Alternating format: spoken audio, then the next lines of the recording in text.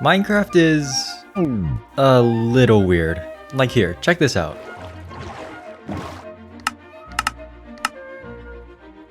For some reason, the sound of a boat is linked to the friendly creature setting. While this does make sense for reasons I'll talk about in a bit, frankly it's just a bit strange. And that's kind of what inspired the creation of this video. I play a lot of Minecraft, and throughout my hours, I've encountered plenty of weird stuff. I've got a decent collection of Minecraft oddities that I'd like to figure out. In fact, let's start off with the boat audio I just talked about. So why are boat sounds affected by the friendly creature setting? Actually, let's start with a broader question. What is a boat? A boat is a drivable vehicle entity used primarily for transport. The keyword here is entity. A brief definition of an entity is a moving object. This includes players, mobs, dropped items, TNT when it's lit, and many more. Okay, but why am I talking about entities when the sound is called friendly creatures? Well, what if I told you that this setting actually isn't called friendly creatures? Taking a peek at Minecraft's option file, this friendly creature setting is nowhere to be found. The text that correlates with it is actually known as neutral. This neutral setting not only controls the audio of animals, but also entities. And since boats are an entity, we get a weird niche unnatural audio setting. Well, how niche is this actually? This kind of got me thinking about all the other entities. Let's take arrows for example. Bow and arrows can make two possible sounds. The first is when they get fired from a bow. This is classified as a player sound, which makes sense considering they come from the player. The other sound is the arrow itself. Arrows have a unique property where they become an entity after sticking into a block. From here, the arrow can make another sound after dropping from said block. This is under the friendly creature setting, as you might expect from an entity. By the way, this also applies to tridents. Alright, I'm done with audio, let's talk about something else. You know what? No, I'm not done talking about sound settings. This stuff feels so inconsistent. Let's take a look at some hostile creatures, except not all of these are hostile creatures. Slimes and magma cubes are actually friendly creatures according to the sound settings. I can kinda see the reasoning for slime since the small ones can't hurt you, but magma cubes? These annoying little ankle biters are 100% hostile.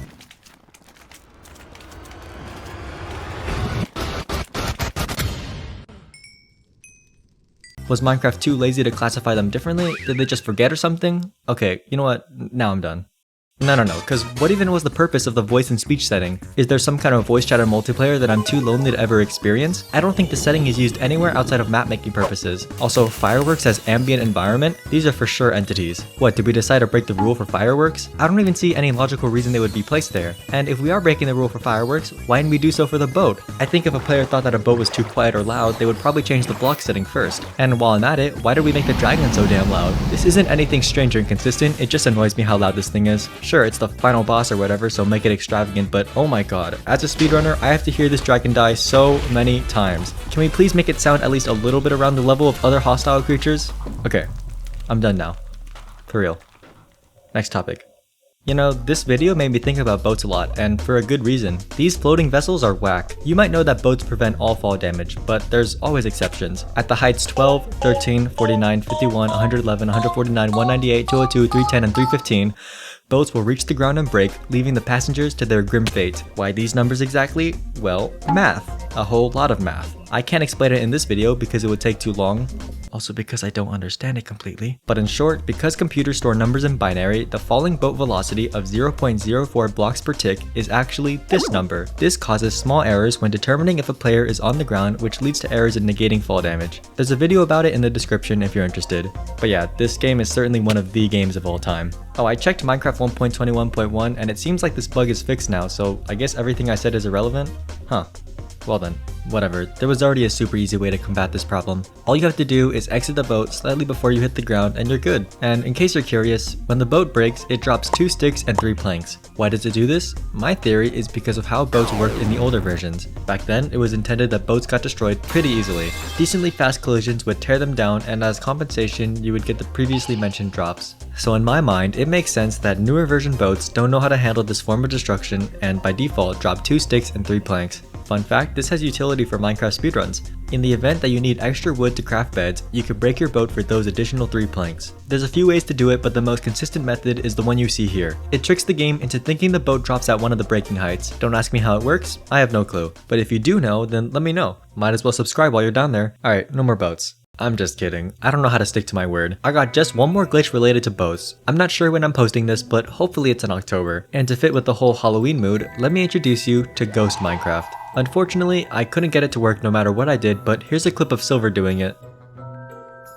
Alright, so now I'm in a ghost mode. I did it correctly. Yeah, I'm not taking fall damage. My blocks don't place. And then if I just crouch, then I just TP back.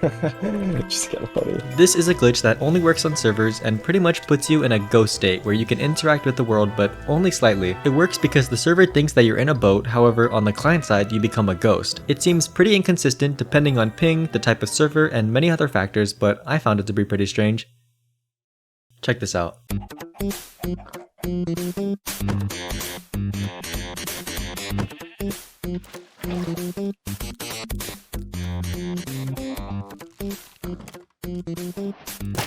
I just got the achievement Arbalistic, which requires a player to kill 5 unique mobs with 1 crossbow shot by only killing 4 mobs and an armor stand. As you might guess, the game counts armor stands as mobs. We can get further confirmation of this by dying to one wearing Thorn's armor. We see under the statistics menu for mobs that armor stands are considered one. You know, armor stands have a lot going on with them. Going back to the whole sounds thing, armor stands are classified under 3 categories. These are friendly creatures, blocks, and players. There's not a lot of other things in this game that count for as many sound options. Alright, let's move on. Soul Sand as a block is pretty whack. I mean, what even is it in the first place? Are these supposed to be faces on it? When I run over it with soul speed, are these the spirits of the dead? I don't know anything about the lore of it, and frankly, I don't care. But something I do know is that it's weird. You know how a block can be at different heights, like how a slab is half the height of a normal block? Soul Sand is one of the very few blocks that is 2 pixels lower than normal. It's literally just soul sand and mud. This causes some inconsistencies. For example, going near the edge of it makes it so you're exposed to water and lava. This doesn't even make logical sense because, I mean, look at it. The soul sand is visually higher, but whatever. This gets pretty annoying in the nether. Also, players are unable to walk up slabs from soul sand, but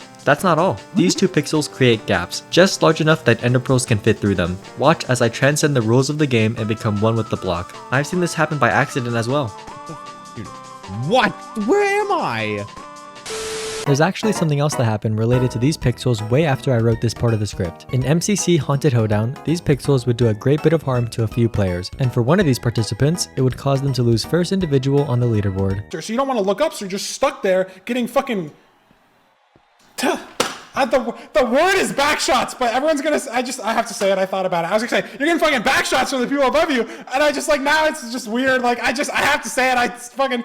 Like, it's just the word! This is Railroad Rush, a game that requires players to buy rails to advance a minecart down a path. Feinberg's team was doing amazing. In fact, they were the only team to make it 3 checkpoints in. It was obvious they were going to get a ton of points. At the end of the game, a cinematic shot of the rail your team created plays and gives the players their corns.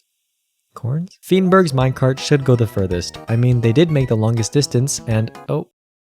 The minecart couldn't pass the gap and caused this team to lose out on around 1800 coins and 250 for the individual score. This would eventually lead to Feinberg getting second individual, all because of one reason. As the rail goes across in the cutscene, every block a rail is under turns into wool. This is different from the map they play in which some of the blocks are made of mud. By the way, these mud blocks were placed for decoration to fit the Halloween theme. As we know, mud is 2 pixels shorter than other blocks like wool. This lack of pixels, for some reason, causes the minecart to fly further in the air after they release compared to a full block. Thanks to this, Freenbean's minecart missed the jump and counted as a stop. So, to recap, Fridgeburn lost the first individual because of 2 pixels. Crazy how much can happen just from 2 pixels. Anyways, back to Soul Sand. I really have no clue why they made this block shorter. I don't think most players even realize it. But what happens to Soul Sand when I change the game difficulty? Nothing.